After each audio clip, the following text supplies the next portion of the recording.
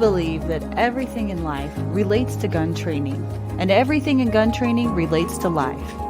Join us as we explore the Defender's lifestyle through the lens of self-improvement. Welcome to Defenders Live.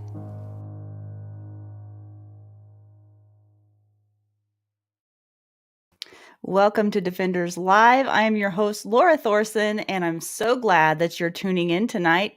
I have a good friend and recurring guest, Brian Hill, on tonight from the Complete Combatant, and I'm always excited when I get to interview Brian Hill. Super, super excited about that. We're going to be diving into some topics that you've brought up on the Facebook group that you are struggling with. Among those, finding time, conquering overwhelm, growing skill and confidence, and developing resilience.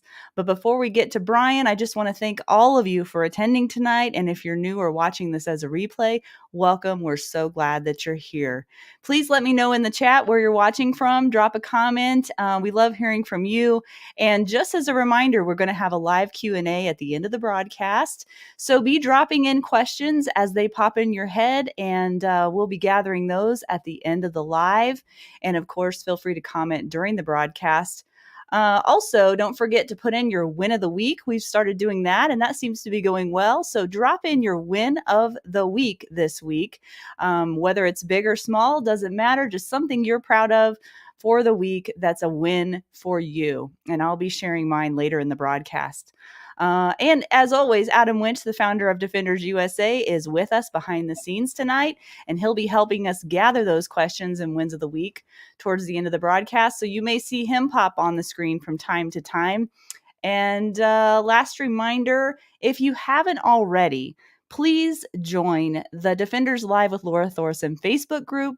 Go to the YouTubes, go to Facebook, go to Rumble, and subscribe, like, share, and all those good things. We really appreciate you doing that. And lastly, please don't forget to go to defenders-live.com for all things Defenders Live. There you can sign up for our email list to keep up to date about upcoming guests. You can see past episodes. You can go to our partners page and check out products and services that may help you. Those are people that we've partnered with, that we believe in, and that we use their products and services as well. So I encourage you to go there. All right. So let's see who's tuned in tonight. Well, we've got quite a lineup. Let's see.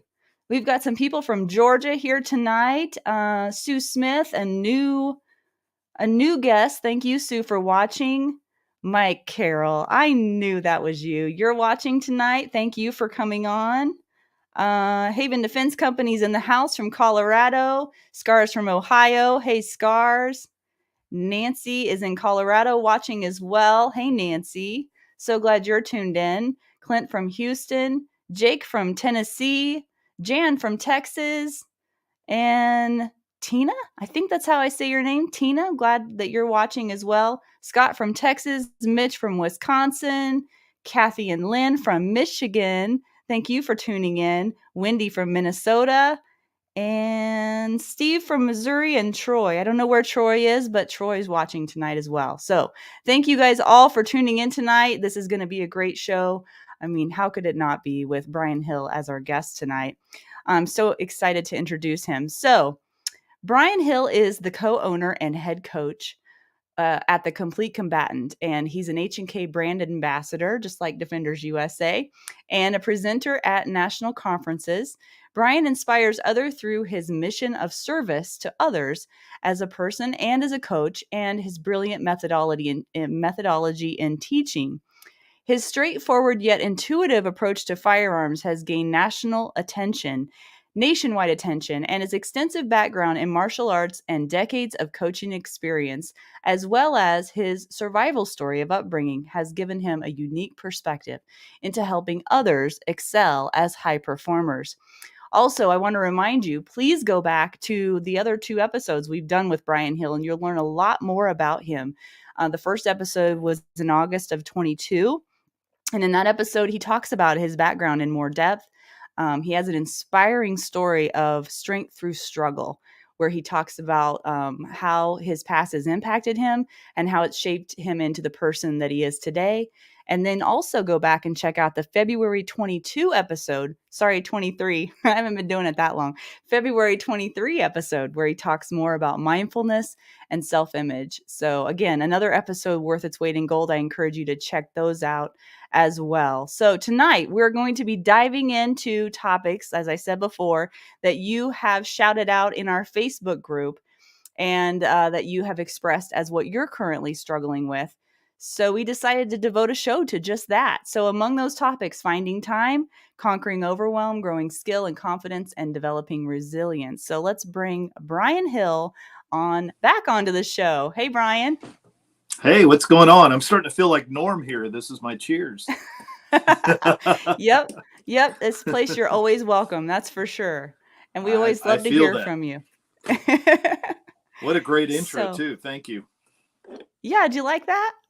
I did. Well done. It was all true. It wasn't off your website. Some of it was, but some of it I just, I thought that was the intro I wanted to give you. I hope you're okay with that. It was wonderful. I appreciate it. Good. So of the struggles that I listed earlier, which one do you hear the most commonly? Do you want me to read those off again? Sure. So they talked about in the chat, finding time, conquering overwhelm, growing skill and confidence, and I threw in developing resilience because I think that's tied into it. But of those things, what do you hear most commonly?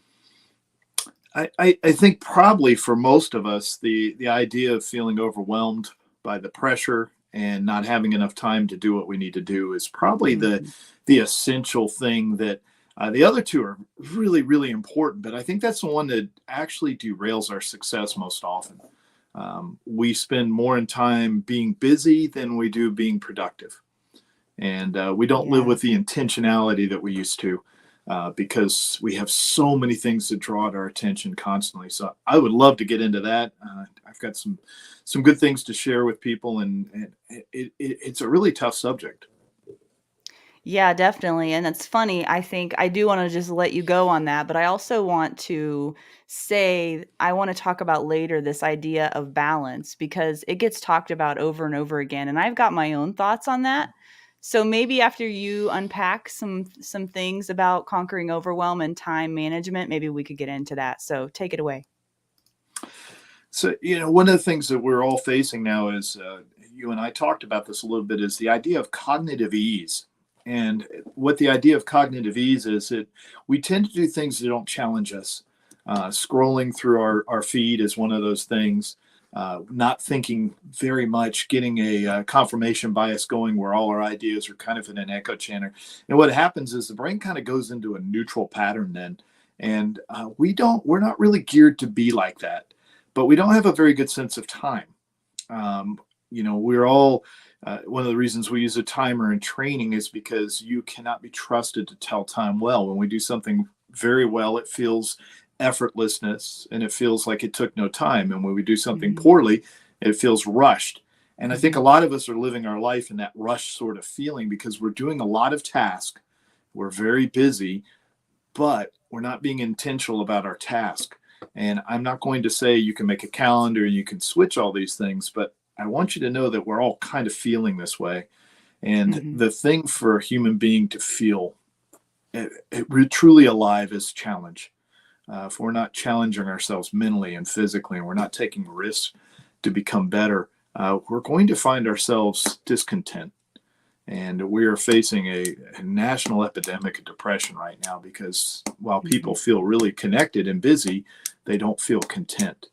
And this is what time truly means to us. And it's something that we'll dive into how to develop the work and how to become more meaningful with it. Yeah. I've got so much I could say about that just right out of the gate, but I want to leave. I've been reading a book called The Comfort Crisis. I'm going to wait until towards the end of the broadcast to share that with people, but that ties in exactly to what you're talking about. And I was going to add to that, and then if I didn't write it down, so it went in my head, and now it went, whoop, it's gone. And that is how my brain works sometimes. And if you said it again, it would trip it again, I'm sure, and I would have it back right in my head. But I think that's how we all work, though. That's part of it. Our cycles of concentration are fleeting. and it's Mm-hmm. hard to stay on task. And that's what this time issue really is. I just How do we get it? demonstrated it. Yeah, I appreciate it. Thank you. Yeah. Yeah, that was totally planned. Yeah. So when we come down to training, we have to really identify what is essential. What is our clear goal in this? What is essential to training? And when I speak to people, they think they need to dry practice, for hours a day to get where they want to. And it's simply not the way we work. The overwhelmed feeling is there's an effect called the Zernike effect, which means that we remember incomplete task and we forget completed task. If you find yourself constantly feeling overwhelmed or you're woken up in the middle of the night, what you should always do is write out a simple plan of how you're going to attack these things. This will give you tremendous time that you didn't have before, because this effect makes us constantly concerned about things that we haven't completed, that we feel are incomplete, and they gnaw at us and they eat our attention, and they take up the very small bit of processing power we have as human beings. So making a basic plan is always the first step. And I know there's no coach in the world that hasn't said that, but a simple plan of what is essential for you is always the first step. I remember what I was going to say. Can we bounce Good. around? Are you Yep. tapping a pen? Because it's driving me nuts. Sorry. I turned your volume way up. Now I can hear the pen tapping. It's like whenever you're listening to somebody chew their food. Okay, that's a whole other program. So I remember what I was going to say now, which is, okay, so we know that accepting challenges, challenging ourselves in various ways is advantageous to us. It helps us grow. It helps build confidence, resilience, everything, right? We know that intellectually, but yet we still don't do it. We still don't step up to the challenge. And this is a twofold question. Knowing all the benefits of that, why don't we then do it? Well, we want to be rewarded. That's the problem. Is So we're everybody wants to addicted to be. dopamine through our social Oh media. yeah, Yeah. and just reward in general. Parents did it to us. If you eat your dinner, you get something sweet. If you do your work, you get an A. If you compete, you get a medal. These are all rewards that simply don't exist for us. They don't mean anything to us. So part of the problem is you must accept, if you're going to get anywhere, you have to wade through the sewage to get to the clean water. But you have. Andrew Huberman talks about finding the reward in the work. That's right. And He it has to says be that's the randomized. key. Yes. And what he always talks about is it's a random reward. It doesn't always come at the end of the process. It comes randomly, and the struggle and the striving for it, and when it simply appears, is the moment we have to take the joy and victory, and we have to enjoy it and know that it's fleeting, that we don't get it every time that we go to do a workout, or we go to practice, or we sit down and make a plan. It may not be rewarding in that moment, and you may not get the reward that day. But what most people don't understand is the way that exponential growth works. They understand linear growth. But if I offered you today 1 penny and I said I'm going to double it every day for 30 days, how much money do you think you would have? I'm not good at math. No, nobody is. That's really the point of this. I'd have more money than I do today. It's about $5.6 million. That's what exponentiality does. But if you do this work every day, you won't see any benefit right now, but you will be transformed at the end of the year, because it will not grow linearly. It will grow exponentially, and it will affect all things in your life, and it will affect your self-mastery. So the true reward is getting this exponential growth, but we never needed to think about exponentiality. We're not good at it as human beings. Linear growth is what we thought about. And people think if they just do the one thing, they get a reward and they get another reward and they start to improve a little bit at a time. But that's not how it works. You suddenly grow into something extra. If you don't believe me, I hate to say this, but there's a video of me shooting the FBI qualification test. I guess it's about 7 or 8 years old. It was the first video I've ever done. When I was stood in front of the camera, I could not manage the camera, I could not manage the shooting. It is an atrocious video compared to who I am now. but I'll never take it down. I want people to see how much you can grow if you apply this exponentiality to what you're doing. I want it to stay there so it reminds me of where I came from. Because the other problem is our hindsight bias. I knew it was going to work out this way. Well, that's not true. That's not the way things work. We don't know how we work like that. So you can grow. You may not get rewarded now, but you do the work anyway, because that's the striving and the struggle. And I'm going to tell you what's going to happen is you're going to get angry. Simmering emotions, emotional ambivalence and simmering anger are essential to learning occasionally, because that means we're dissatisfied with the status quo. Mm-hmm. We don't want to be the same anymore. And we're willing to heat ourselves up to change. As a very angry young man, of course, I was always offered the advice of don't get angry. Boy, if you say that to an angry person, it just makes me angrier. Yeah. But when somebody framed it and said, this is the agent of change, you don't like what's going on, so let's change it. Let's change it. Let's change ourselves and become something more. And that's the secret to this, is that you're not going to get rewarded right now, but you will be a new person in a year if you'll do the work and if you'll struggle and you'll do it. 90 days sets a pretty good habit. Most people don't know how to set a habit. So for me, I have this place where I work out. I get up every morning at the same time, not as early as Jocko Willing, but I'm pretty early in the morning. I know that's a big thing for him, isn't it? Yeah. You know, and I get out here where nobody can interfere with me. And I'm not a morning person because I've been teaching martial arts until 10 or 11 p.m. at night my whole life. But I get out of bed.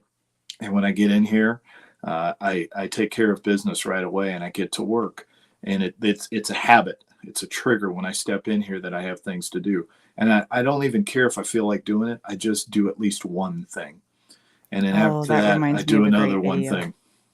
And I saw a great video the other day that talked about, and I did a tidbit, guys, last week on motivation versus discipline, because I had multiple light bulb moments over the last few months. But I saw a video the other day that talked about, it was just saying, I do it when I'm sad. I do it when I'm happy. I do it when I'm angry. I do it and the whole point was you do it anyway because you know it's the right thing to do, no matter where you are mentally that day.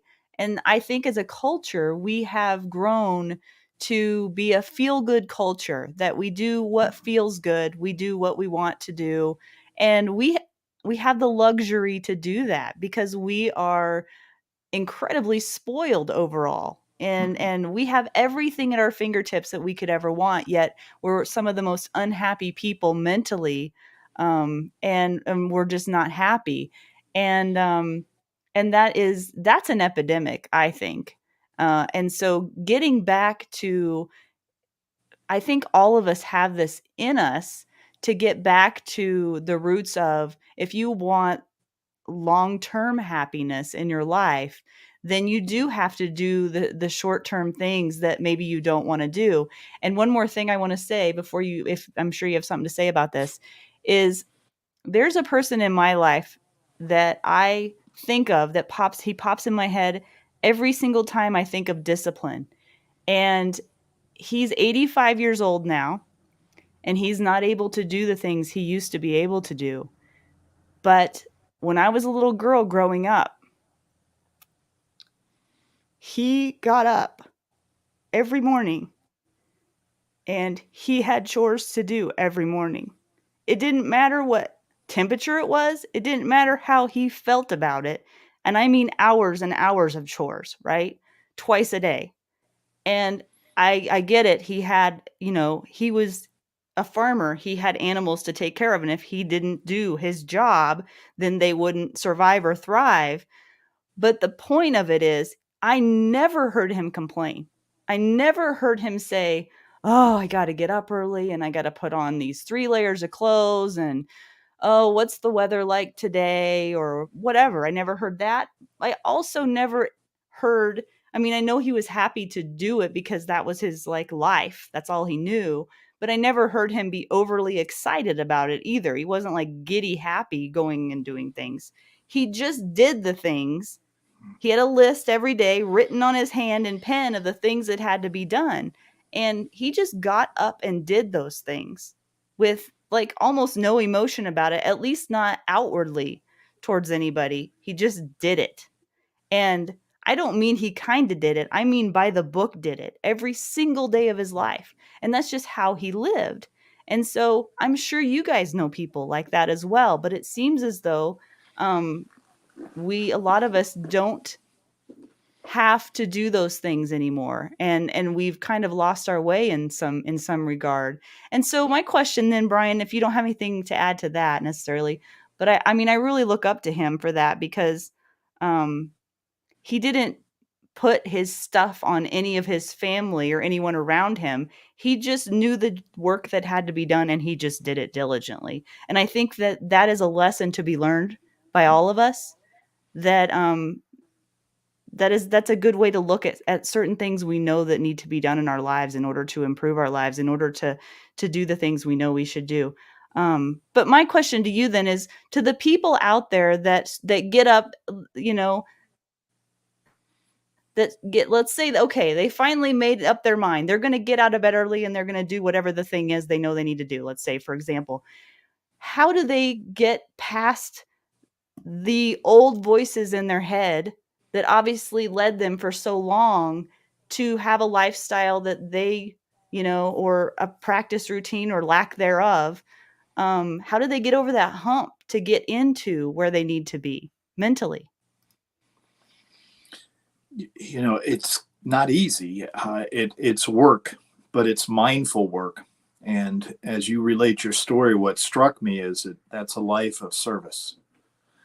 Yeah. You owe yourself the same service. You are something that interacts with people you love, and you do work on a daily basis, yet you refuse to take care of yourself.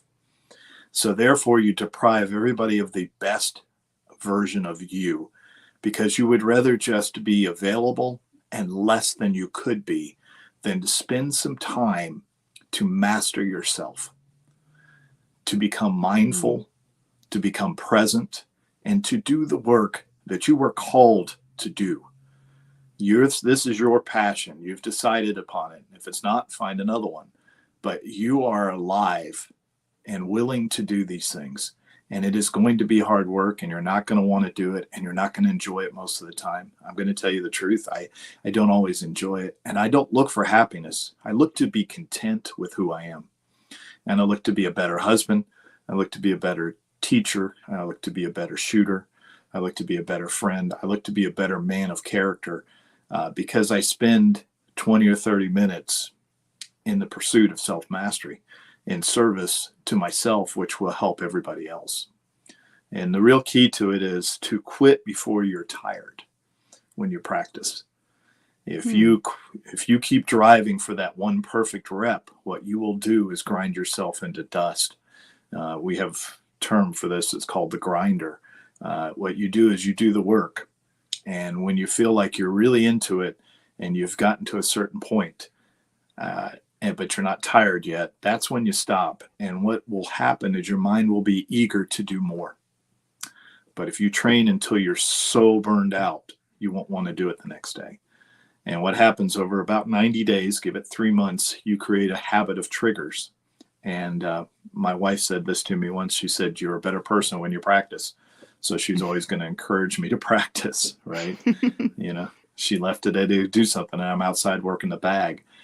Not because I'm ever going to have another MMA fight, or hopefully never fist fight or anything, but because I don't enjoy cardio and I don't enjoy working out that much, but I am a better person for the rest of the day. So if I stay in a full process and learn how to accept the discomfort, that allows me to be resilient, which is going to be a big part of our discussion later on, of how to become Yeah. more resilient, you know? Yeah. And And in that that's process, you learn a lot about yourself.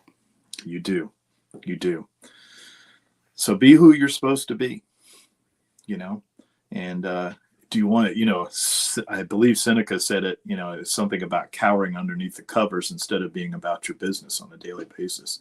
Hmm. Here's a real interesting thing too. If you hit the snooze button, you secrete a series of hormones that make you drowsy again, and you lose about 4 hours of your day because you can't be as alert. So if you're going to get up, get out of bed. Wow, I didn't know that. Yeah, just get out of bed. That's why everybody feels worse after they snooze. You're not really, you are stealing time from yourself. Just get up, go and do what you're supposed to. And that's what you clearly described, which was a poignant discovery of a man and doing his work. And he just got up and did it. No Yeah. complaints, no whining, just go do your work. Yeah. And I And mean, that's what I I encourage you. hate to brag on him, but like he's 85 now. He doesn't feed Mm-hmm. cattle anymore, but he still has an outdoor stove. So in the wintertime, he well, I don't know if he even goes to bed by midnight, but at midnight he has to stoke the stove again. So I mean, obviously it's in the winter, so you got to get dressed to go outside in the cold, stoke the stove again, and come back in and go back to sleep. I mean, Yep. there's just a different breed of people, you know? And Mm-hmm. anyway, I can't say enough about him because he's my hero. But anyway, I won't get emotional about that. So going back to time and overwhelm for if I had a nickel for every time I heard someone say I'd really like to train more, but I don't have enough time. There's not enough time in the day. What do you say to that? There's no perfect answer to this. I wish there was, but I ask them what their priority is. I always ask what the priorities are. When we really look, we used to do this as a strength and conditioning coach. I did this a lot. I'd ask people about their diet, and they'd tell me they ate pretty well. And I said, all right, write down everything you eat for the next 3 weeks. Now, there's a trap in that because as soon as you become mindful about what you're eating, you're afraid to write down all the garbage you've been eating. So you stop eating it. Yeah, So at the end of 3 weeks, honesty. everybody lost weight. That's how the brain works. That's what I tell people is when they tell me they don't have time, I ask them, do you spend time doing things that don't make you feel good? If you want to feel empty, sit down and scroll through social media for an hour mindlessly.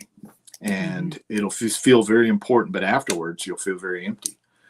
mhm, It doesn't content us, it doesn't challenge us, but we spend time in front of things. And I think one of the greatest things about the internet is we can learn and we can grow and we can challenge ourselves, but we choose things that are easy constantly. mhm, Um, I think there's nobody in the world that can't find 10 minutes to move, to practice, to do something to mhm, improve it if it's worthwhile. And then what mhm. happens is you start changing how you do it. Another thing I'd suggest is make sure you get some sunshine before 10:30 in the morning. Andrew Huberman talks about this also. Mhm. Set your rhythms so you go to sleep. One of the reasons we don't have time is we stay up until all hours. We're not really well rested. We eat poorly. So Mhm. we're very inefficient as human beings, and it's not a lack of time. It's just, as we're going to talk about later on, is it's a lack of really struggling with us, and that's what I want you to feel. If you don't feel good about where you are, you can change that, but That you is have to be intentional. yeah. That is the best news of the day though, Brian, what you just said Mm-hmm. there. If you're not happy with where you are, you can change that. You have the power to change it. And usually it's simple, but not easy, Mm-hmm. right?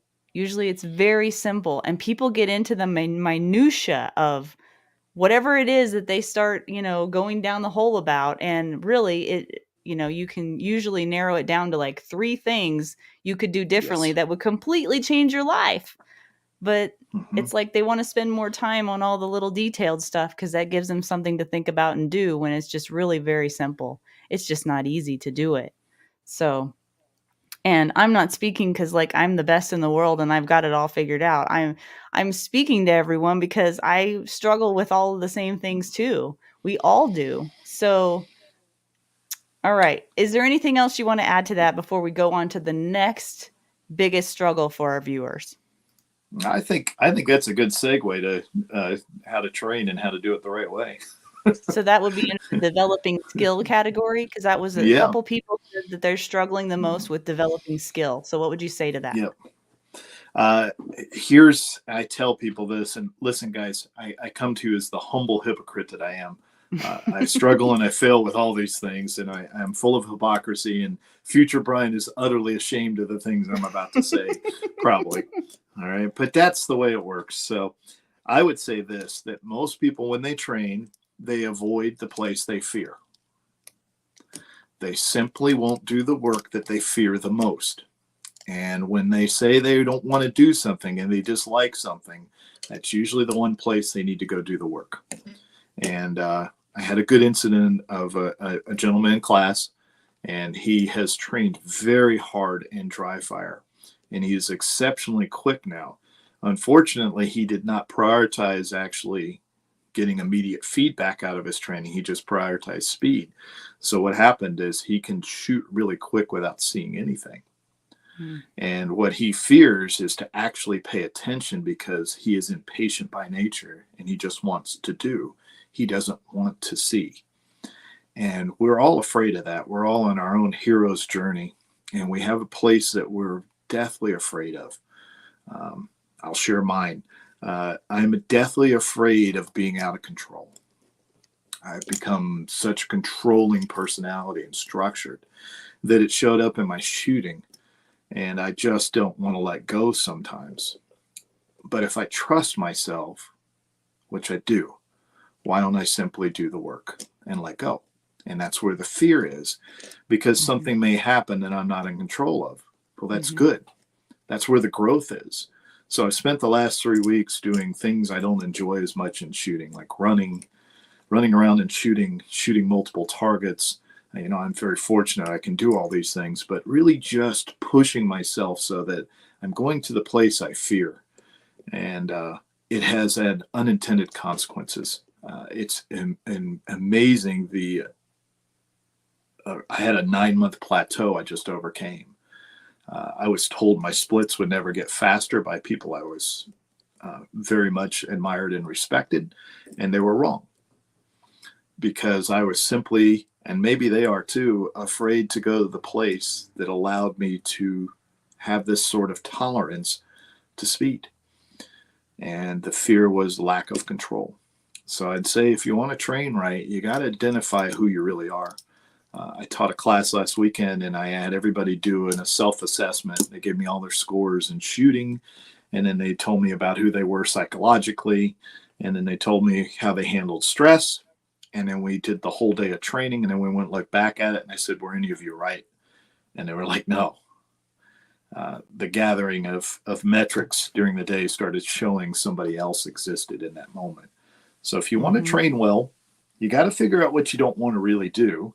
And then you got to crawl in that cave and do the work. You got to fight that dragon and get the treasure, whatever hero story appears to you. But that's part of what struggling is doing things that are fearful. And I would never want to be without fear. It's what makes me feel alive. It's what's empowering me. It's what allows me to be fearlessness in my life. It doesn't mean I have an absence of fear. It means I relish it and I look forward to it and I try to get ahead of it. And I try to face it, because that's the challenge. And if I ever find myself without this feeling, I'm simply going to stop doing what I'm doing. I'll do something else that challenges me. Yeah, because you'll get bored. Mm-hmm. So what if you were to explore that dark black hole with a little bit of curiosity rather than just outward fear? What if you said to yourself, what if I tried this? I mean, because you can dip your toe in as deep as you want to in order to start, seeing where your limitations are mentally or physically or whatever. But if you never try to reach those limitations or operate on the edge of your comfort, then you never can grow. Practice is a microcosm of our life. It's a very small sliver. So if we're really afraid of something, it's a very small bit of it. One of the greatest things about training in something like jiu-jitsu is one of the primal fears is the lack of space, of suffocation, of claustrophobia. And the first lesson in jiu-jitsu is you're not going to die by pressure. You're going to learn to create space, and you're going to learn how to breathe. Because it's such a small thing and it's so well controlled, you can actually explore this and you can desensitize yourself to it so it's not overwhelming anymore. And you can face it a little bit. And then the way you refrain from failure, most people are utterly afraid of failure. That's the biggest thing that they fear, I found out. They just don't want to do poorly. and we've run into a culture that, especially in America, is all positive talk. Self talk is positive. It's not Mhm. though. It's 3 to 1 Mhm. negative upstairs, Mhm. and Thank by you for saying that out loud. yeah, it always will be. It was kind of important in survival. Is that a bear? I think it's a bear. Well, no, it's a bush, but thank God I'm ready, right? You know, Yeah. we had to err on the side of caution all the time. So we're inherently negative creatures, but how we deal with failure is the most important part. And the way that we debrief ourselves afterwards and we say, what did I learn from this situation? What can I take from it? Uh, where am I moving towards is the way we do it. But most people say, I failed. That's no good. It can't happen again. And Mhm. that's the absence of fear. And to take a line from Dune, fear is the mind killer.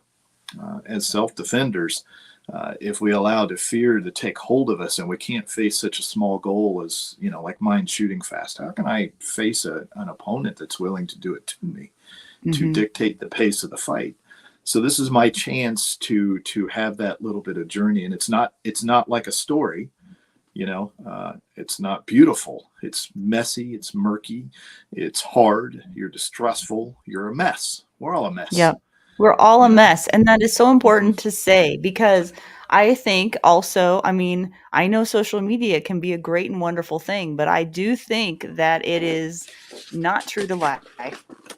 No. And I think we all know that, but we still see things on there and we think, that we don't realize how messy we all are and how we're all going through our own journeys and we're failing and, you know, messing up and we have to just in my opinion, I think in our little community we have here, we have to support each other.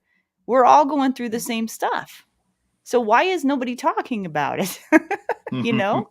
It's not the Yeah. highlight reel on Instagram that matters. It's all the work you do, that isn't on Instagram that matters. And that's what should be celebrated and talked about.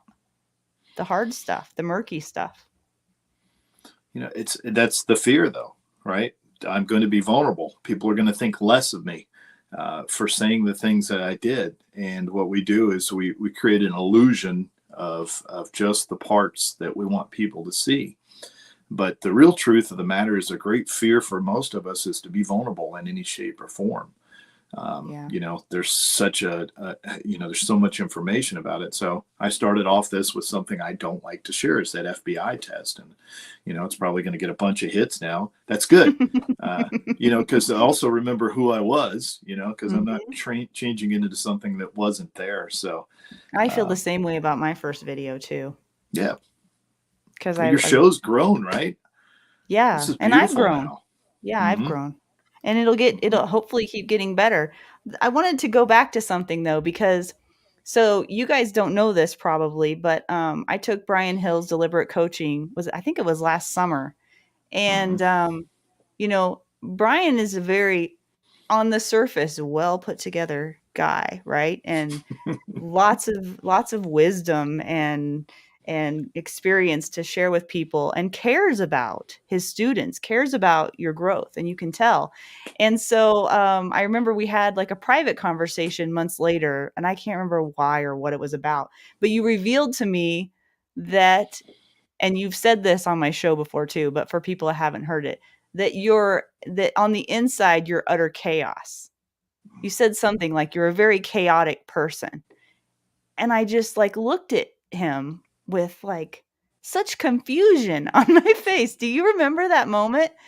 I Yeah. just couldn't believe that underneath the surface there was so much chaos.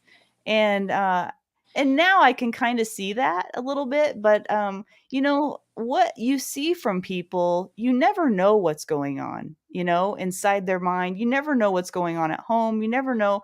And so that's another a reason to be kind to people because you just don't know.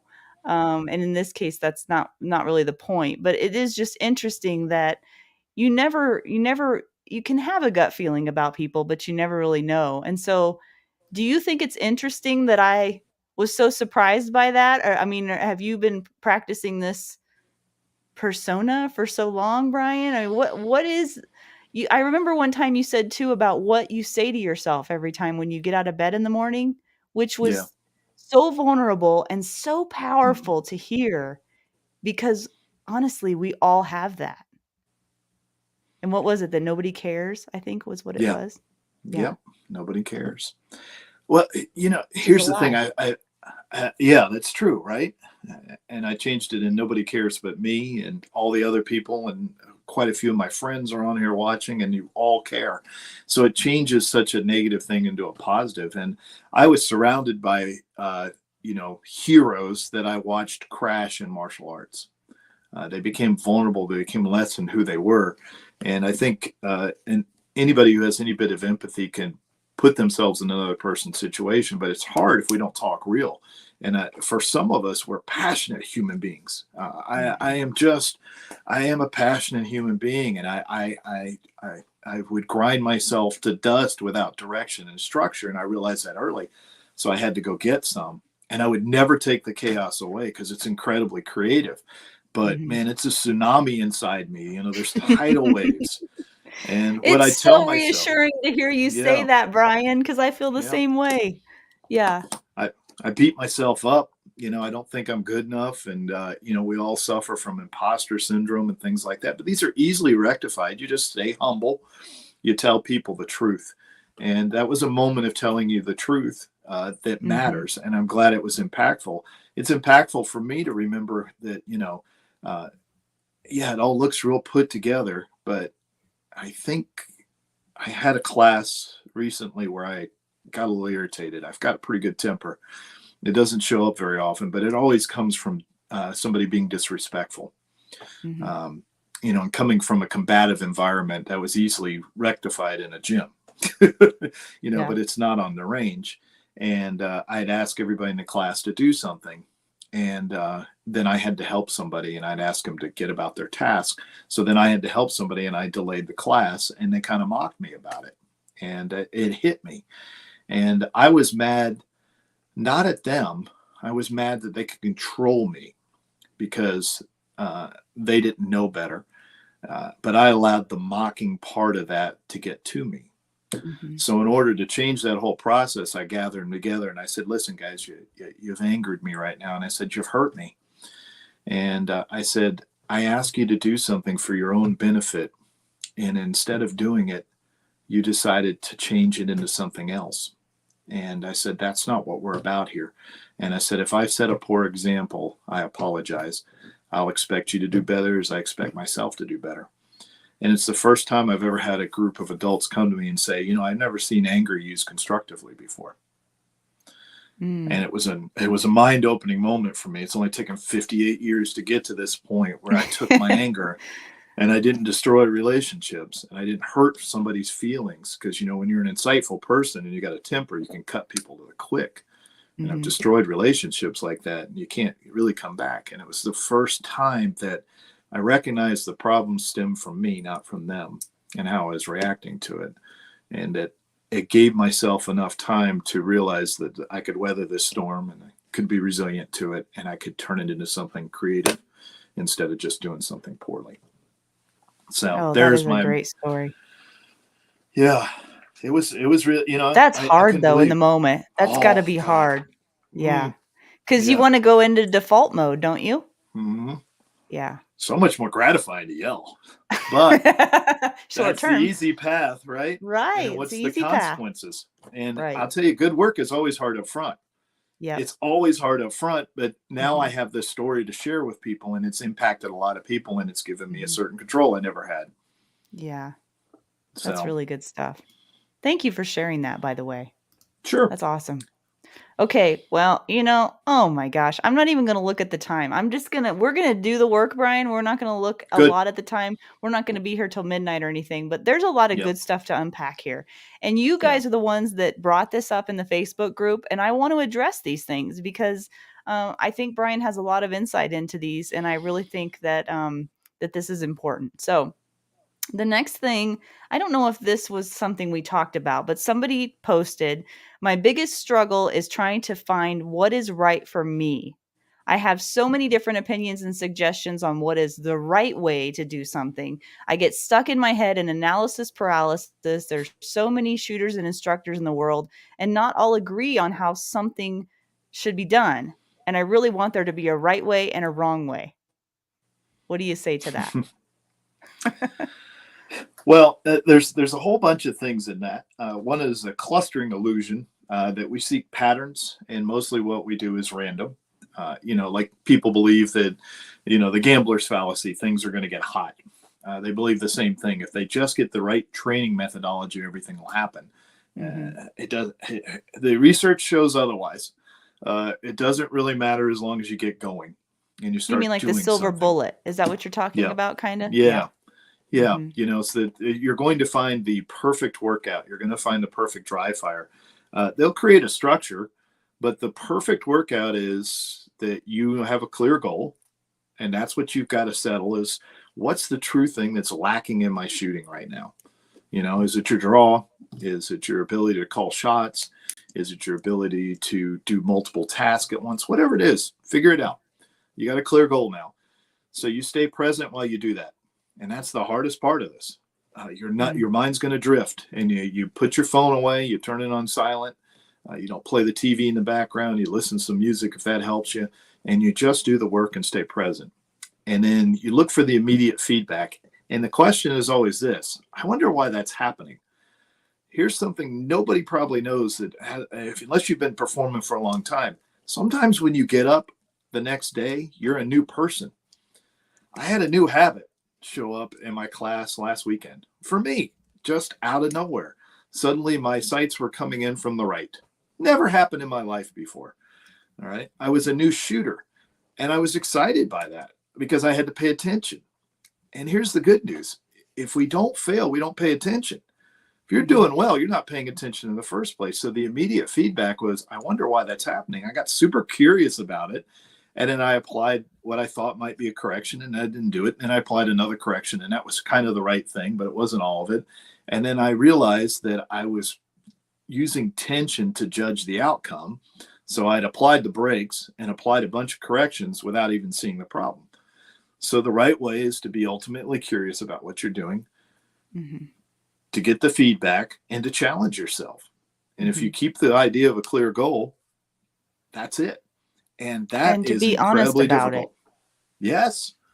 And be curious. You want to see the failure. That's when your brain pays attention. Failure is the learning process for human beings. We learn to stand up and we fall down. And that's the first thing that we learn in walking. But as we get to adults, we are so worried about people seeing us sometimes. And that's part of what we're talking about, that we don't see ourselves anymore. So just figure out that thing and then be real curious about it and wonder why it's happening, and realize you don't need me to come and teach you. And you can just pay attention and let your body correct it. If you draw your awareness to something, we're an answering machine at heart. If we get curious and you ask yourself the question, why is that happening? You'll have a cascade of answers that start coming to you. And if they don't come to you, then go for a walk. Let your brain go into neutral, and it'll answer that question. But that's what training really feels like. And some days are super intense for me, because I get super curious. I'm like, wow, I wonder why that's happening. And then some days it's like, everything's pretty good today. Hey, That's enough Darcy. to train. Yeah. Had to shout out to Darcy. She took my class last weekend. She did Oh, really good. well too. Yeah. Good. That's Yep. outstanding. So here's my question then, before we move on to the next thing. You said that people need to know who they are. Okay. I've heard you say that before. Yep. My question to you is, do some people think they know who they are, but they don't actually know who they are? And here's an example.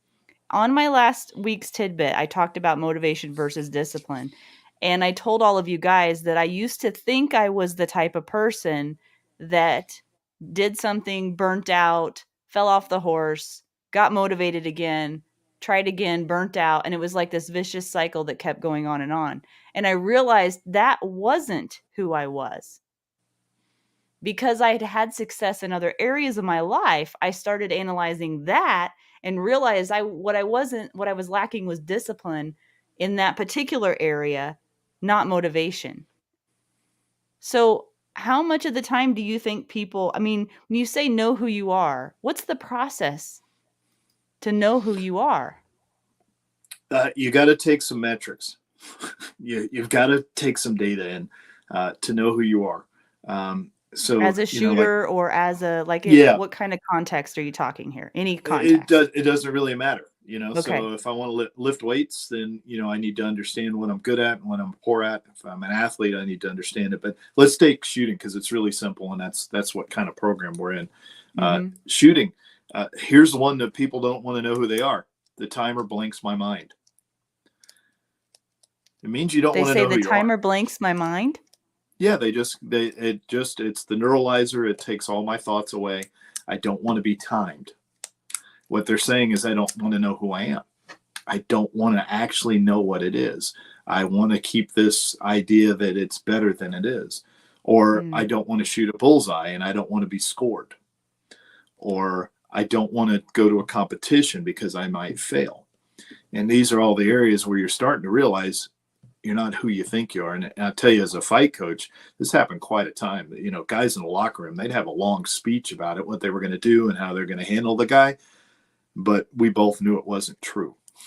And then we would see Mm. who it was in a fight. And I had a guy who he only won about 50% of the time. And he had really good coaching from not just me, but from other coaches too. But he would always borrow the other guy's strategy because it had to be Mhm. better than his own. And he'd like to show him he's better at that strategy, though the other guy had practiced on it. So, you collect stuff that you realize you don't want to do.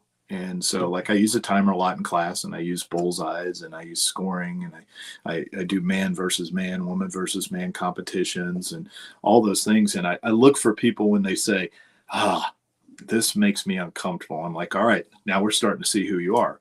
Mhm. Psychologically, we tend to either make decisions too hastily, and that means that we're addicted to the sensation of going ahead and doing something, or we take too long. And Mhm. I've talked about this before, but it comes down to the four cognitive biases of what's important, what's the order of process, how much information, how much time do I have. Almost Mhm. always, out of those four, there's one you don't want to deal with, you know? So for me, it was time. I'm a super accurate shooter. I didn't want to deal with time. For some people, like when you're teaching a beginning lesson, if they fall out of the process in any way in the order, they stop. They go back to the beginning, which is wrong. You're Mhm. practicing one, two, and three over and over again, but you're not getting through four that you really needed. So Right. that's when I say you need to know who you are. If you have an aversion to something, it's probably you need to look at that really closely and start doing it. And then, like Adam this week, he shot the air marshal drill. And he said, it's a pretty good test. But I think Adam of 6 or 7 years ago would have found it a ridiculously hard test, Mhm. because he's improved so much in his shooting. And that's evident as he gets better. And then, we forget where we came from. So Right. we're all starting something, what's the four Yeah. processes of learning? Learn how to do it safely, learn how to be accurate enough to do the task, then learn how to be efficient, and then see if you can put enough pressure on you, well, and do the process continuously. That's all there is to it. Right. Again, simple, not easy. Again, again. Again. Yeah, Yeah. yep. So we're going to get into the last few topics of the night here very quickly here in just a minute. And they are consistency, motivation, discipline, resilience, and confidence. Actually, that's quite a few things, but they all kind of tie together.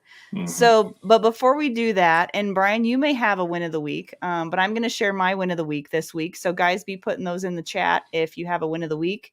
So, my win of the week this week was I taught a handgun fundamentals class, and I had one of the best classes ever and some of the best help ever. My husband and my friend Mike helped me with the class, and we had some really good students. But my most favorite thing in the world as a coach is to see a breakthrough. And I watched this person struggle and struggle, but stayed in there and trusted me along the journey and finally made a breakthrough. And when that happened, I saw his focus narrow and I saw his confidence grow in real time as he was shooting. And he like it was like a light bulb moment where it like was like, oh my gosh, I really can do this. I can do that. I'm doing it. Look, I'm doing it. It's like I could have pictured him saying that. Look, I'm doing it. And then what happened was And this was the best part, because this is what always happens when somebody gets excited because they finally figured something out. Then they hang on to it really tightly because they're afraid to let go of that, because they're like, oh, well, I don't want that to go away. I want to keep shooting really, really, really good, and we all want that. But then the harder he started grabbing onto that, the more I saw him start to slip in his shooting. And all he needed from me was just to remind him that just a few minutes prior to that, he had proven to himself that he was competent, that he was capable of doing the task. And as soon as I did that, he rose back up again. And, and in that moment, I was kind of like the little voice in his head, just for a short minute, but he was able to get back into the flow, I guess, of what he was doing. And it was just really, really amazing to be able to witness that. And I know, Brian, you have witnessed that many times, but as a coach, I mean, that never gets old, never gets old. And it rewards me just as much as him, and the student gets so much out of it. And I think what's most rewarding and powerful about that, guys, is that when someone is developing skill and confidence in themselves, your role as a coach is not just to get them there, but to get them to not need you anymore, to have that be their story and their thing, not yours, has nothing to do with you. And then they can go on and do great things. So, and that is exactly what you and Adam Winch do as coaches as well. But that's a win of the week. I mean, that's a win of like the year, but do you have a win It's a of the good week, one. Brian? I do. I changed my mind. Oh, you changed your mind about what? I taught a class that was about shooting the Core 4 better, which is my belt testing and my patch testing. And there's a big hesitancy to teach the test because, people should practice and then they should be tested. But having such a narrow, clear goal allowed me to really connect with the shooters. And it allowed me to do a great assessment and diagnostics. And it allowed us to have the same privilege that you just shared, where together we advocated for success. And I watched somebody who has struggled so mightily with himself. He's so stubborn with himself, do things that he didn't think was possible before. And I saw all of them do it. And it came from, this test was very narrowly defined. The class was, it's 4 skills, but it encompassed everything we talked about. And as long as I'm teaching the entire process, it doesn't matter whether I start at the beginning or I start at the test, it's all the same thing. And so I changed my mind in that moment. And I won't hesitate to start anybody anywhere along the circle they want to, because it's not a linear line, apparently. Wow. That's really good. We've got some other wins of the week. Let's see what we've got here. Clint, win of the week. And it's an acronym. I invented a new acronym. Isn't that so cool? Actually, it was Brent Hickman that did that. Got to give Brent. Clint successfully completed the Mantis X Double Action Diligence course. That's a win. Good job, Clint. Nice. Catherine finished my dry fire curriculum I wrote for work. That's good. Good. And Nancy's win of the week. Oh, Nancy, you've got my heart. You've got my heart. Taking my class last Saturday. Nancy's a great student. I really love her dearly. She's a great person. And Haven Defense Company's win of the week. Scheduled classes and started to develop a new class curriculum in my head. Next week, I will start writing it down. Very good. All right. Awesome. Oh, Scott's got a win of the week here. Scott's been getting after it, man. 20-inch box jump, 10 in a row on his 61st birthday. Yes. Or is it your 61st birthday today? Wow, that is a big win. Good job. We are rooting for you, Scott. That is for sure. That's awesome. Okay, so before we get into the Q&A, which will be relatively short, I mean, actually, who cares if it is? Whatever. Let's do our thing. The next little section all ties in together. Uh-oh. Where did he go? There he is. Where did you go, Brian Hill? I didn't do anything. Maybe I pushed a button. Okay, so the last thing we're going to talk about, and this is one of the struggles that people have talked about on the Facebook group, and that is confidence. And what I'd like to say about this is I believe that confidence is tied into the other things we're going to talk about, which is a byproduct of discipline and knowing yourself and resilience. So what do you have to say about helping people build confidence in whatever they're doing? So our self-image is essential to doing a good job, but it can't be lied to. It has to be understanding really what we're capable of. And that's why measuring ourselves constantly is very important, and understanding our strengths and our weaknesses. And in addressing that with our self image, the number one indicator of success is always real confidence. It's not braggadociousness, it's not false confidence, it's real confidence. And the way we do that is we develop every day by doing the work, which gives us this kind of buttressing effect that we know we have done and created a current level of skill, which allows us to bring it to the task at hand. Mm-hmm. So as we create and we work and we move forward, or we have words, actions, and deeds, this creates the image of who we are, and we know what we're capable of. It also keeps you safe from feeling like you've been out competed by somebody else, because the true competition is always with yourself, and we say that. Mm-hmm. But if you know you did your best job and the other person beat you, and you don't have to listen to nonsense like, second place is the first place winner. If you did everything you can and you brought your current level of skill to the task, that's sufficient. Now you have something to work on. And that's how you continue to move forward over and over again. The way we approach failure is it's a process of correction, and we dust ourselves off, which makes us resilient.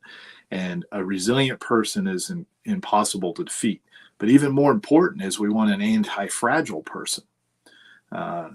This is something that's been coined. There's a good book on it.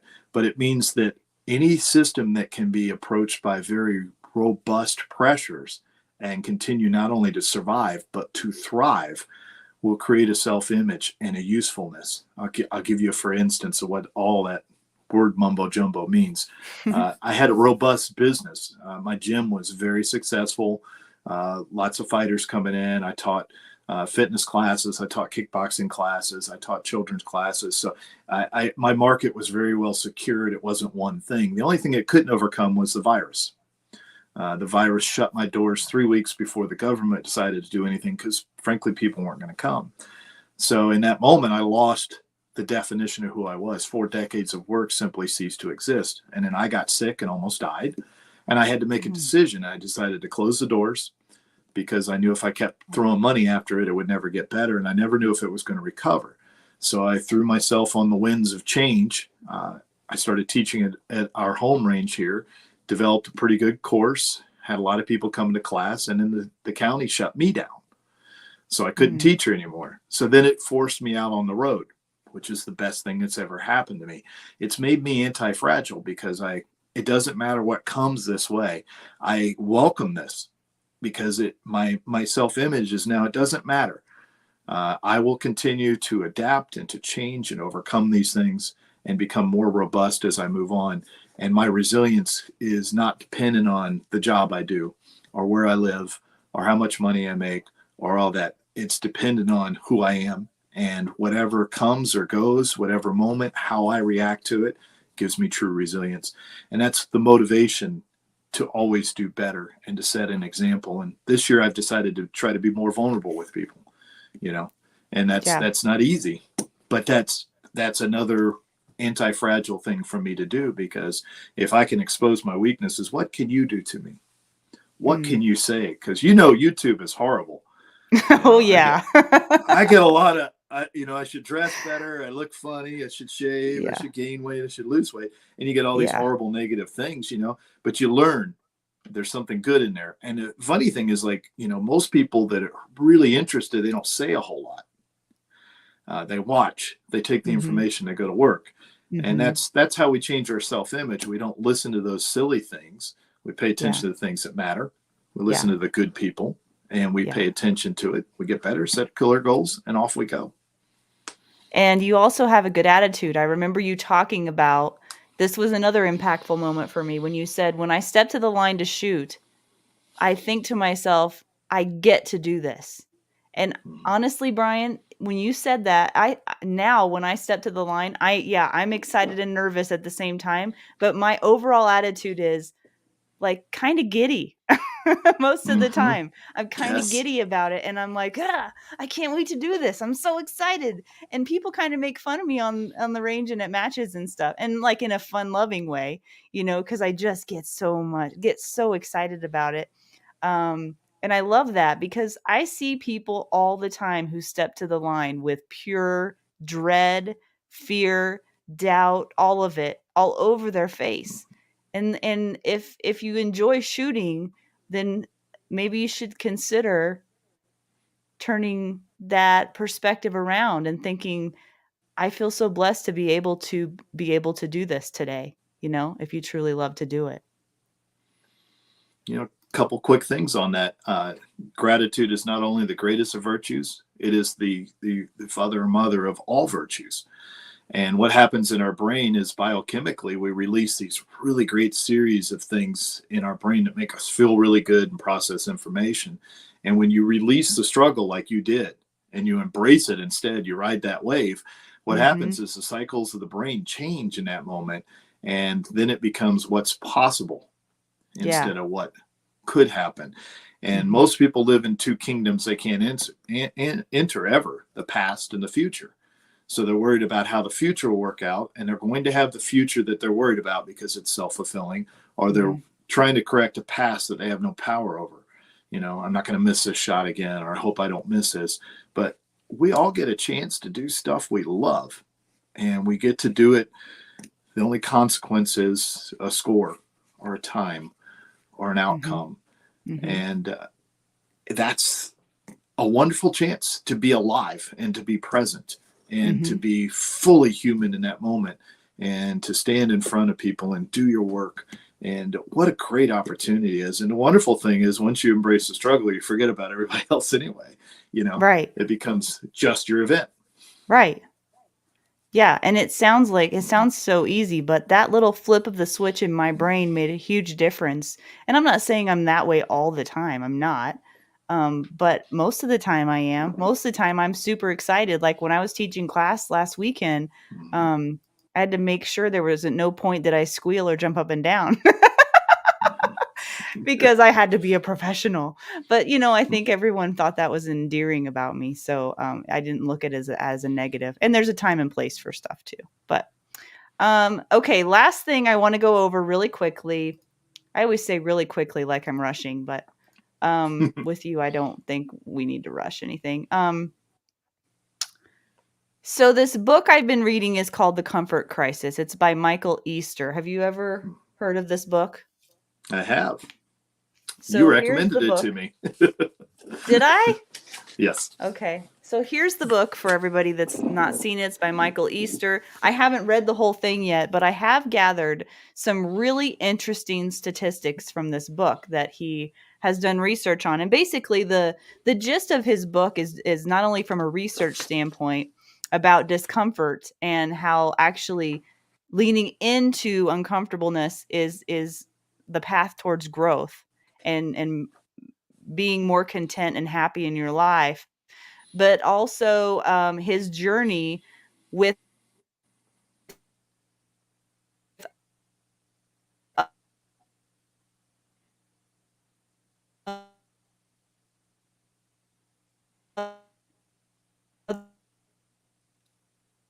Oh, no. other people. Okay, I think we're still here. I don't know what just happened. The You froze internet, up for a while. the internet wanted to take me down. Um, so anyway, he went on this journey into Arctic Alaska with another guy who was more experienced than him, two other guys, I think, and it was just this incredible journey of grit and uncomfortableness, and he had done it and experienced this before, but the whole book just talks about his reflection on that. But here are some statistics I pulled from the book which I think are really interesting. Did you know that only 2% of people in America take the stairs when they have the choice of an escalator? Did you know that 70% of Americans are overweight or obese? Did you know that 20% of eating is driven by psychological hunger or physiological hunger? Sorry. So 20% of eating is actually because we're hungry. 80% of it is because of boredom or stress or just habit, because it's noon, so it's time to eat, which I was floored to hear that. 95% of our time in general is indoors in a temperature controlled environment out of the sun. And that we spend a majority of our life never really being challenged much, and that he says that we live life on a dinner sized plate, and we never explore the edges of anything, and that the average person spends 11 hours a day. I can't even believe this to be true. Could this be true? 11 hours a day engaging with digital media of some kind. So that could be on your computer or an iPad, or that's insane to me to think, but I guess that was one of the statistics. So what he said in there is that humans actually thrive on challenges, and then how we grow is through what he calls through a toughening process. Um, and he took a poll and found out that a majority of people that have had challenges in their lives, the people that thrive the most are the people that either that they're the people that don't have like extreme challenges all the time, because those people have a lot of mental stress, because the people that are in high challenging environments all the time, whether that is poverty or environmental or whatever that may be, is not good for their health. And then the people that have like almost no challenges at all are in a poor mental state. It's the people that are in the middle that learn from the challenges that come into their life, and they grow and keep building on those, or they seek out discomfort on purpose, are the ones that are actually the best mentally, which kind of makes sense. Um, and then the last thing that I took from this, and I'm just throwing all this out there, then you can give me your thoughts, is he talks about the benefits of boredom. So one of the things he experienced in Alaska was they didn't have any kind of entertainment of any kind. And he went from our culture, and all of us know what that's like, to literally in the middle of nowhere and had nothing to do. And they were hunting, and they were just like waiting for the caribou herd to come through or whatever. And he said that the benefits he found from boredom that nobody hardly experiences anymore because of our devices is creativity, uh, introspection, taking in our surroundings. And he said it's actually a survival mechanism, boredom is, if you allow it to exist in your life, that tells your brain to do something else more productive, and allows your mind to wander and explore other options and move on to other things. And so, anyway, the last thing I'll say is he said that the rest of your life gets easier whenever you lean into uncomfortableness regularly. So that makes sense, because what you learn about yourself by doing hard things applies to and bleeds into the rest of your life. Same with if you never challenge yourself and you live cushy, comfortable, and you never challenge yourself, then that bleeds into your life in negative ways as well. And one of the things that he tries to do every year, and I don't know how to pronounce it, Misagi or something, is it's one really hard thing in nature that you only have a 50% chance of finishing. And the only other condition is that you can't die. So it's like things that are almost impossible. And he tries to do one of these things once a year. What do you think about all of this? I think it's wonderful. You should read the You book. know, yeah, I am. Uh, I'm about halfway through it now. I think this is exactly what we're talking about. One of the reasons in class, like if I have somebody who steps the line and I ask them if they're ready and I say, I guess so, my thing is Oh, I'll yeah. dismiss them from the line. I want you to lean into your challenges. I want you to step forward. The idea that we can't be alone with ourselves anymore without being entertained, that we just can't sit because we can't stand ourselves. And in order to stand ourselves, we have to challenge ourselves, and we have to do things that are hard, and we have to be bored in that moment before that and think about it. And really, we've lost that. We get to see so many things, and we have more information at our fingertips than ever, but we actually have less wisdom because we don't have the experience. And truth is not power. Applied truth is power. We have to use it, and we have to get the experience from it. And knowing that, you have been sorely tested. I was hit by a car when I was 22 and I was going to lose my right leg, and was in a wheelchair for 6 months. I was told I'd never walk again. I was told I'd never do anything. So I leaned into that. I said, I'm going to get back to fighting. It took me a year and a half.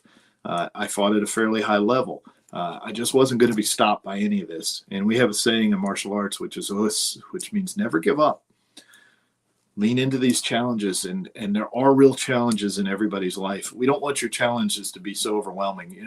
When all you do is try to feed yourself and you stay hungry all the time, that's all you can think about. But we've got the great ability to, get on a motorcycle and ride across the country and experience weather, or go for a long walk in a national park, or, go take a new class, a CrossFit class, or go to a shooting class, or go to a competition. And these are all challenges that we can lead into, that we can become stronger in a moment. And this is the way.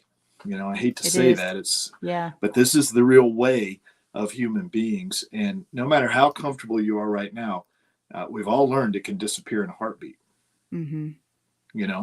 So if you don't develop it in the easy times, and you're weak right now, what do you think is going to happen when the real test comes along? So why don't you go and get some on your own?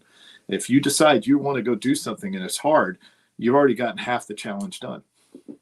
We got to learn to endure. We don't know how to endure anything uncomfortable. That's why people don't practice. You don't have to jump off the deep end either. You can just start small. A little bit. A little bit. 20 minutes of exercise. Listen, the science says if you'll get up and walk 3 times a day or 2 times a day for 10 minutes, you'll get rid of most of the statistics you quoted before.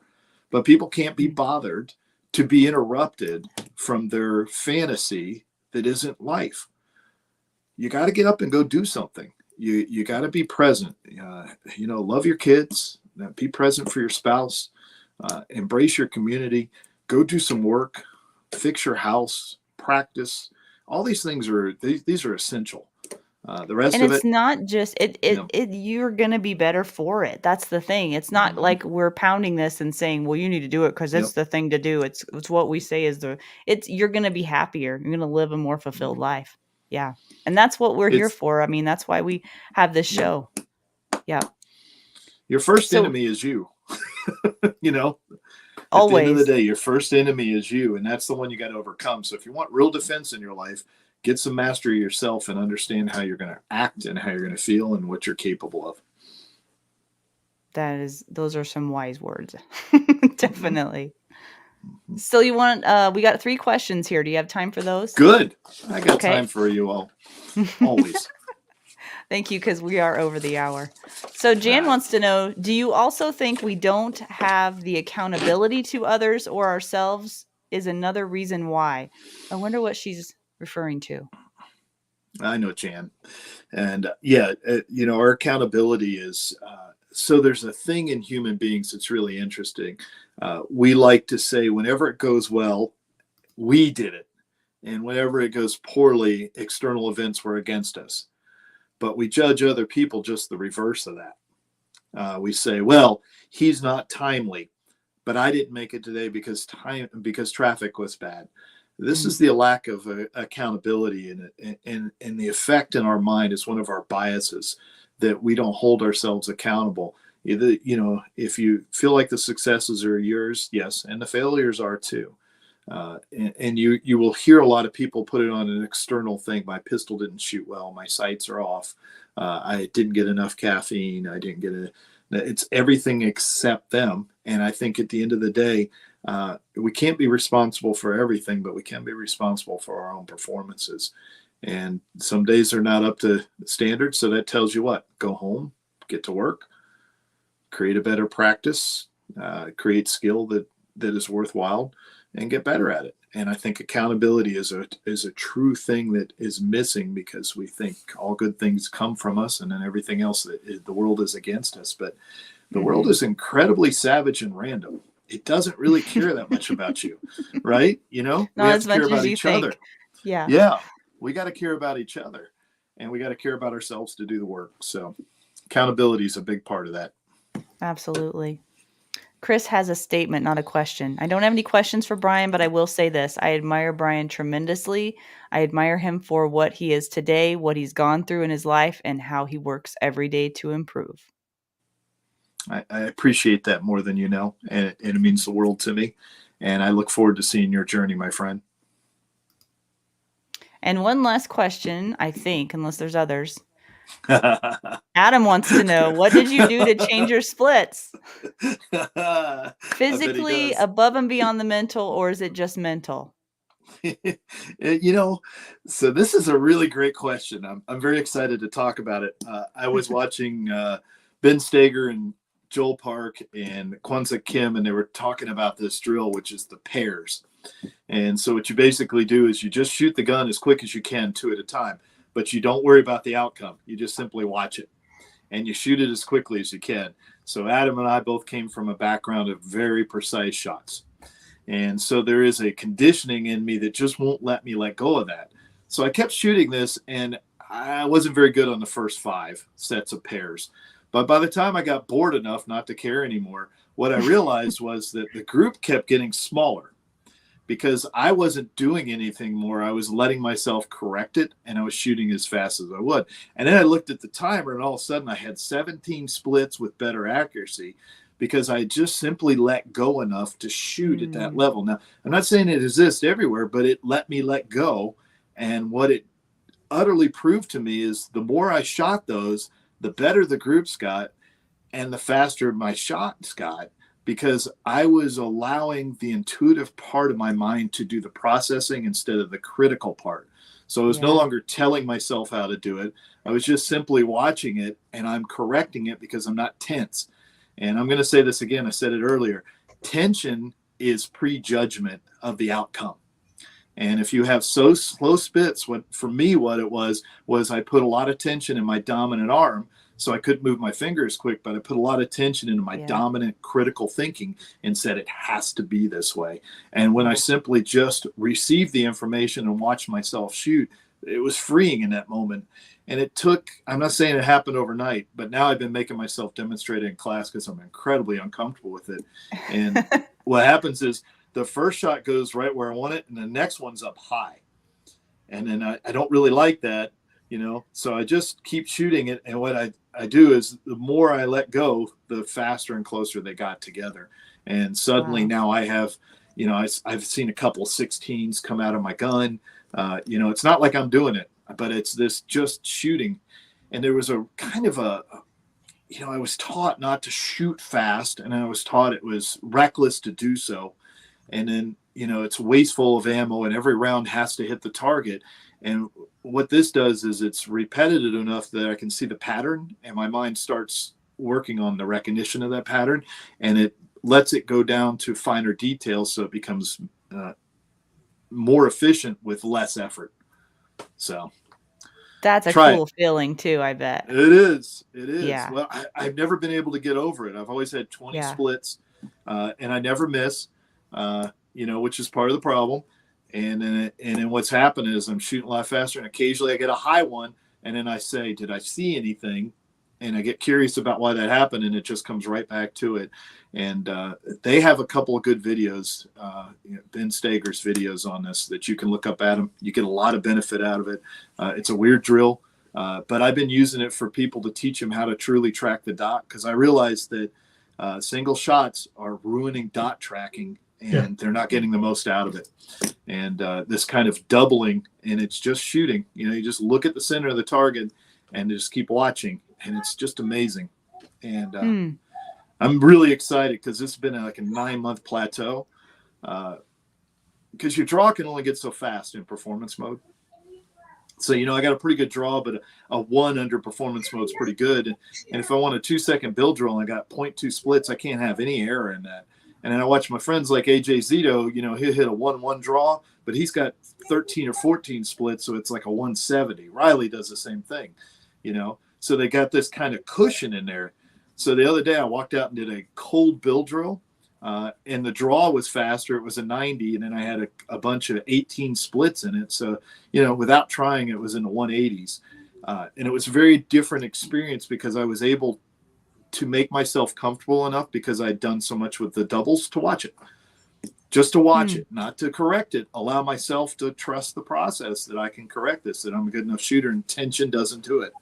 And it's a great way to overcome tension. So I think it would help anybody who's suffering that problem. Adam has no tension when he shoots at all.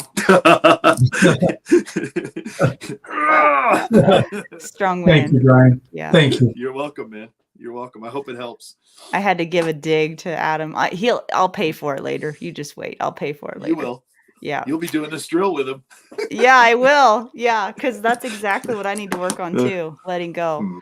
So is there anything you want to wrap us up with? Any final thoughts? And where can people find you, Brian? Are you going to be on the road?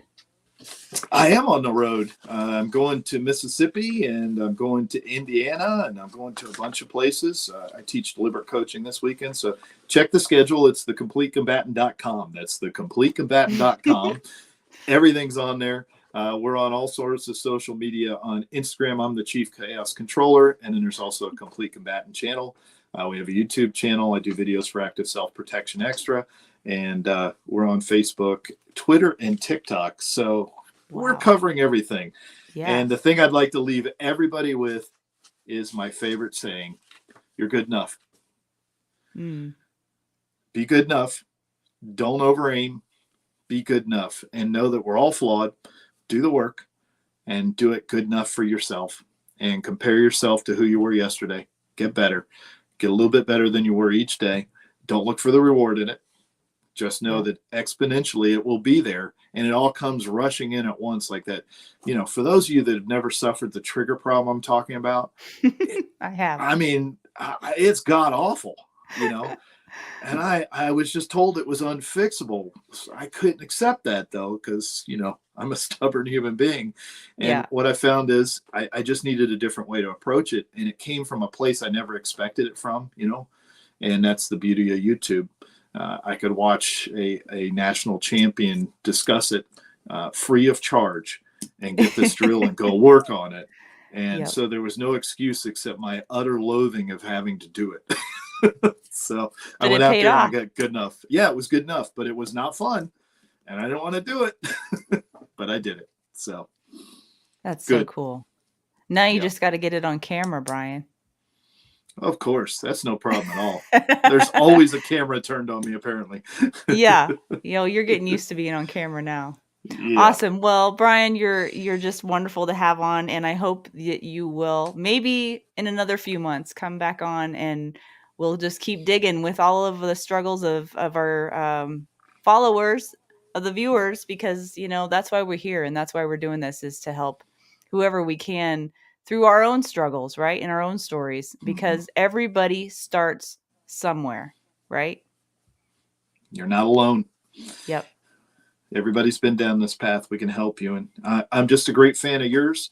And I'll do anything I can do to help you, your program, your viewers. And I just appreciate the time. And I'm grateful and humbled that you let me come on multiple times, and I just enjoyed this so much. And the unintended consequences, we worked on this quite a bit beforehand, because that's our nature. And I think there's a whole bunch of other stuff now that I made notes for the show. For next time. Well, no, this is this show. Oh, okay. And it's things that I work through, and it gave me a great idea to incorporate some of this, because this is what's bothering people, you know? Yeah. So let's work on it. Yep, exactly. So keep shouting out in the Facebook group, and we'll keep, addressing whatever your concerns are, because that's why we're here. So, all right, Brian, until next time. Thank you. All right, my friend. Thank you. All right. So next week, we are going to have Tatiana Whitlock on, and that will be on June 28th. Guys, we're almost through June now. Summer's flying by, and before you know it, it'll be Christmas. Just kidding. So Tatiana Whitlock is the national director for A Girl and a Gun Women's Shooting League. She's trained with the top names in the firearms industry and prides herself on being a dedicated student of the craft. As a firearms instructor, she teaches nationwide, working with men, women, and youth to establish a real-world foundation of firearm skills and safety and situational awareness. She's a member of the Walther Arms Defense Team, and she also serves as the director of training at Howell's Indoor Range and Shooting Academy in Gray, Maine. She's also a featured host and instructor on Trigger Time TV, airing on the Pursuits channel, as well as a contributing author for numerous industry publications and the NRA Women's Network. So next Wednesday, June 28th at 7 p.m., we will have Tatiana Whitlock on, and would love to hear from you guys if you have any questions for her for the show. And I will look forward to seeing all of you beautiful people next week, 7 p.m. Mountain Time. Until then, take care.